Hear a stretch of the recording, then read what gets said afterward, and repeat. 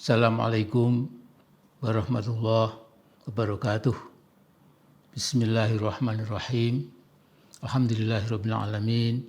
Wassalatu wassalamu ala asyrafil anbiya'i wal mursalin wa ala alihi wa sahbihi ajmain.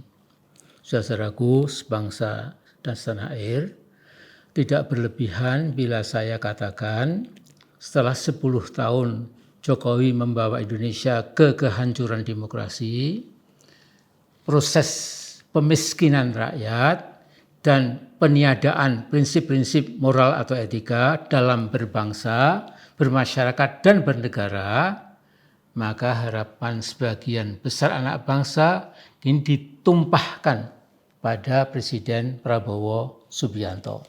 Paling tidak ada 4 keunggulan Pak Prabowo. Yang pertama, dia sudah selesai dengan dirinya. Tidak perlu lagi memanfaatkan kekuasaan untuk memperkaya diri karena memang sudah kaya.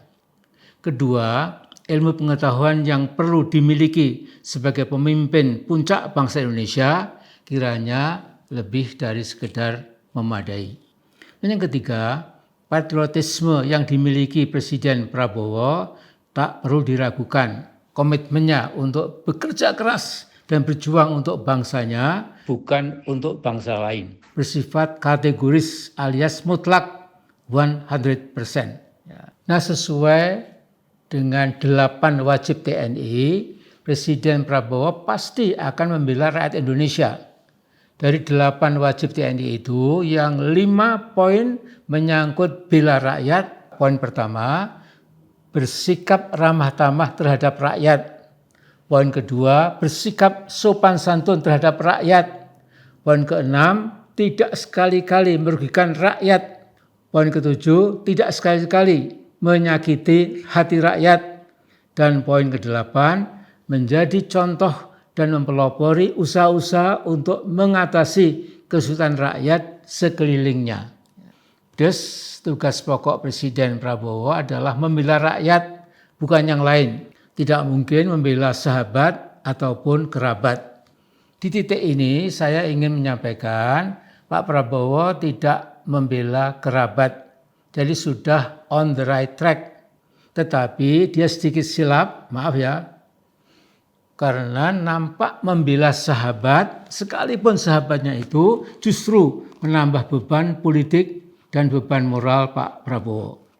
Nah, Indonesian Corruption Watch (ICW) pernah mengungkapkan pada Oktober 2021, yaitu banyak nama Indonesia yang memindahkan aset kekayaannya ke berbagai tax haven di luar negeri sekaligus untuk menghindari bayar pajak, yaitu Menko Bidang Kemaritiman dan Investasi RI Luhut Binsar Panjaitan dan Menko Bidang Perekonomian RI Erlangga Hartarto.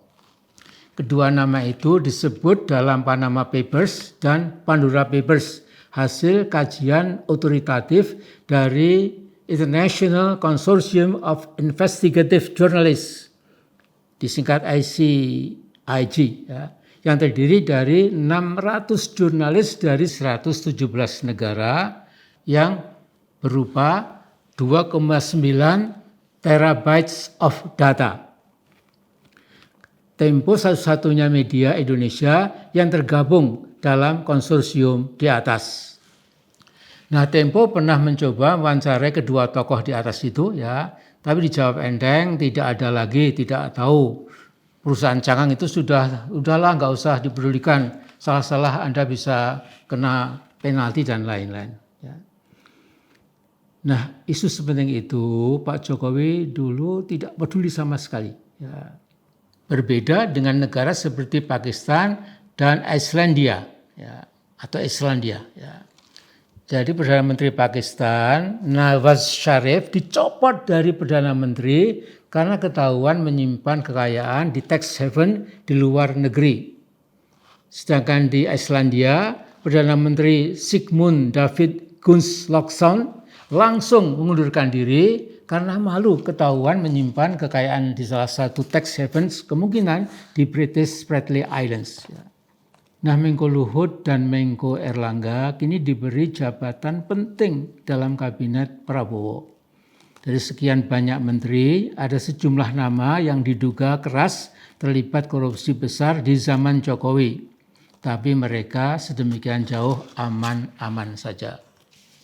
Nah, saya melihat tugas Presiden Prabowo untuk membangun kembali pemerintahan Indonesia yang bisa memotong habis kaitannya dengan pemerintahan yang lama memang sangat berat, sulit, pelik, dan kompleks. Paling tidak Pak Prabowo tidak melakukan bela kerabat. Ini sebuah modal penting. Alhamdulillah. Cuma nampaknya masih cenderung membela sahabat. Tetapi demi membela rakyat yang mendekati angka 280 juta jiwa, ya, maka sebaiknya memang, maaf ini istilahnya agak kasar, ditendang jauh-jauh itu, ya, sahabat-sahabat Pak Prabowo yang sesungguhnya akan membebani langkah Pak Prabowo sendiri. Dari para sahabat yang jelas-jelas sudah tidak lolos atau lulus dari ujian korupsi selama 10 tahun, diberhentikan saja. Presiden Prabowo jauh lebih tahu dari saya, tentu. Ya. Saya hanya mengingatkan penumpang kapal besar politik dan pemerintahan Pak Prabowo itu banyak yang merusak kapal dengan tangan mereka. Ada yang melubangi dinding kapal, ada yang mencoba merusak kompas kapal, dan jangan lupa ada yang mencoba merebut kemudi nahkoda kapal, dan seterusnya. Ya. Jadi ada oknum, ya, saya nggak sebutkan namanya, ya, itu jelas sekali mencoba merebut kemudi nahkoda kapal, itu sudah kelihatan terang benderang. Ya. Jadi jangan sampai perjalanan politik pemerintahan Presiden Prabowo dibuat hancur oleh invisible, irresponsible, and dirty hands. Jadi tangan-tangan yang kotor, yang tidak nampak kasat mata, dan sama sekali tidak bertanggung jawab, itu memang harus diwaspadai. Jadi seperti nyanyian, it's now or never, tomorrow will be too late. Nah, karena itu saya ingin menambahkan di sini, jadi ada lembaga studi tax haven itu, ya, dia mengatakan bahwa ternyata seperti di sini, ya, lihat, ya, itu tax haven yang paling besar itu pertama Hong Kong yang menyimpan, mengamankan 2,8 triliun US dollar. Ya. Yang kedua Switzerland atau Swiss, ya, yang mengamankan dan sekaligus juga melakukan pencucian uang, ya, money laundering, itu sebesar 2,6 triliun US dollar. Ya. Nah, kemudian ketiga itu di depan hidung Indonesia, Singapura. Ya, ternyata itu adalah tax haven yang paling besar ketiga di muka bumi. Dengan Luxembourg, Jersey, Bahrain, Cayman Islands, Panama, Macau, Isle of Man, dan lain-lain, itu hanya ratusan miliar dolar saja. Ya. Jadi ini memang tugas sangat berat, saya tahu, ya. Dan Pak Prabowo tentu sudah sangat tahu. Ya. Jadi saya yakin think tank-nya Pak Prabowo pasti sudah menggelar keadaan tax haven itu. Ya. Dan Singapura adalah yang paling dekat, dan pejabat-pejabat tinggi kita, ya, saya yakin, ya, pasti sudah menyimpan uang haramnya itu di negara tetangga kita itu, ya. Dan mereka aman-aman saja. Ya. Jadi ya kita sulit, ya, untuk melihat bagaimana solusinya. Tetapi Pak Prabowo itu intinya memang harus membela rakyat, jangan membela sahabat. Ya. Apalagi kalau sahabatnya itu hanya mempersulit pemerintahan Pak Prabowo sendiri, ya. Sehingga ya saya dan mungkin banyak saudara kita di Indonesia ini yang ya tidak bisa mempengaruhi cawe-cawe dan lain-lain, ya, kecuali mendoakan kepada yang di langit, Allah yang Maha Esa, Maha Kuasa, mudah-mudahan memberikan petunjuk jalan yang lurus buat pemerintahan yang baru kita ini, karena kalau sampai gagal ya, kita tidak tahu ya seperti apa nanti Indonesia yang kita cintai itu.